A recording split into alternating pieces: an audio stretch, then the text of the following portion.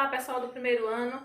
Eu improvisei aqui uma aula de revisão para que vocês consigam resgatar o conteúdo do primeiro capítulo de Geografia que nós estudamos em sala de aula e aí a gente possa dar continuidade com as atividades, tá ok? Então eu coloquei aqui no quadro alguns pontos do capítulo 1, que inicia na página 10 até a página 17. Vocês vão ler de novo esse capítulo para resolver as atividades que eu vou deixar lá no grupo para vocês, tá joia? Então vamos lá. A gente começa aqui, geografia revisão, né? Então, resgatando logo o que a gente estudou, a gente sabe que geografia é uma palavra de origem grega, onde geo significa terra e grafia significa descrição.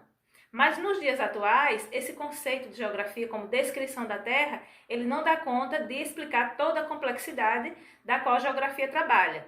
Então, hoje a gente sabe que o objeto de estudo da geografia é o espaço geográfico, ou seja, aquele espaço produzido pelo homem a partir do trabalho.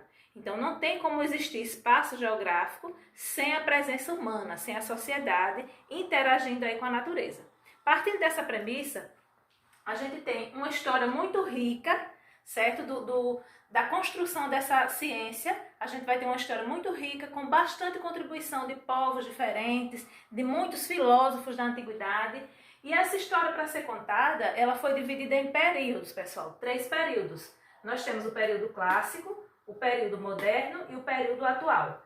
Cada período desse vai ter as suas especificidades e as suas características, contando um pouquinho de como foi essa produção, esses registros de conhecimento que depois foram apropriados pela geografia para se institucionalizar como ciência no século XIX.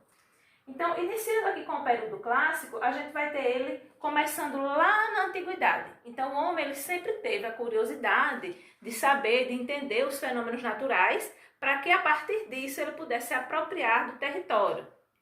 Então, lá atrás, na antiguidade, a gente já vai ter aí o início dessa produção de conhecimento para a construção da geografia. Nós temos a contribuição de vários povos e diversos filósofos. Eu mostrei na sala de aula fotos de alguns filósofos, né, como Hiparco, como Eratóstenes, Ptolomeu, Eratóstenes, já falei, né, alguns filósofos que contribuíram com os seus pensamentos, com os seus estudos, para a produção de conhecimento que depois vai se tornar geografia.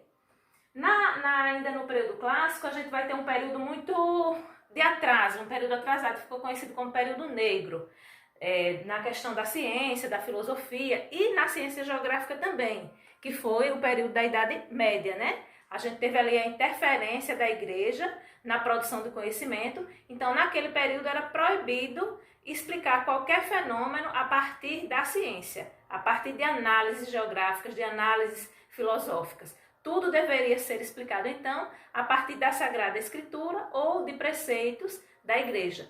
Houve aí uma estagnação da produção científica, né, no período da Idade Média.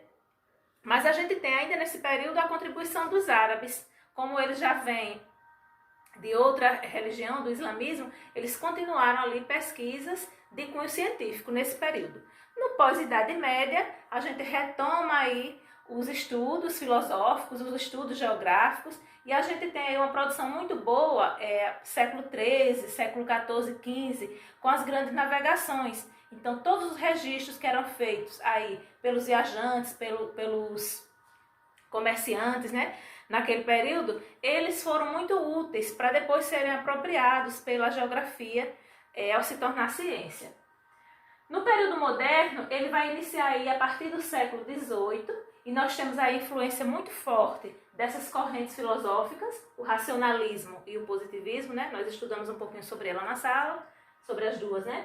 Racionalismo, aquela corrente filosófica, onde a verdade deve ser explicada a partir da razão, da ciência, né? Da compartimentação do saber por disciplinas. Aí a gente vem ter aqui a divisão do conhecimento em disciplinas, a física, a astronomia, a própria geografia, a partir dessa corrente. E o positivismo também. Nós vimos também lá do Augusto Comte, onde qualquer fenômeno social ou natural, ele deve ser experimentado, ele deve ser mensurado, ele deve ser comprovado pela ciência, né?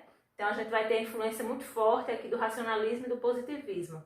É aqui também que a gente vai ter duas importantes figuras que ficaram marcadas como os fundadores da geografia moderna, que foram Alexander von Humboldt, está aqui a data, 1769 a 1859, e o Carl Ritter, dois alemães. O primeiro, o Alexander von Humboldt, um exímio viajante, né? Ele viajou muito por muitos países, América do Sul, pela Europa. Por onde ele viajava, ele fazia registros, relatos de clima, de vegetação, de cultura, fauna, flora. Então, isso a geografia se apropriou para tornar-se ciência. E o Carl Ritter, ele era filósofo e ele era professor universitário. Então, ele conseguiu passar para os seus alunos, passar para os seus seguidores, né, todo o conhecimento que ele tinha ali sobre as questões filosóficas e geográficas. E aqui a geografia ela ganha um método de análise próprio, né, baseado no positivismo, com método de análise, e aí ela torna-se ciência. A partir do século XIX, a geografia torna-se ciência. No fim do século XIX e início do século XX, surgem 4 correntes do pensamento geográfico. Então, a gente vai ter 4 escolas de geografia. A gente vai ter o determinismo, que é uma escola alemã. Vou falar um pouquinho sobre elas no próximo vídeo. A gente vai ter o possibilismo ou geografia regional. Vamos ter também a geografia teorética ou quantitativa e a geografia renovada, que dentro dessa corrente, a geografia renovada, nós vamos ter a geografia crítica ou radical, vamos ter também a geografia humanística e a geografia socioambiental. Pessoal, espero que tenha ajudado vocês aí na compreensão, no resgate do conteúdo que nós já havíamos estudado. E na próxima videoaula eu vou falar um pouquinho para vocês sobre cada uma das escolas de geografia. Até mais!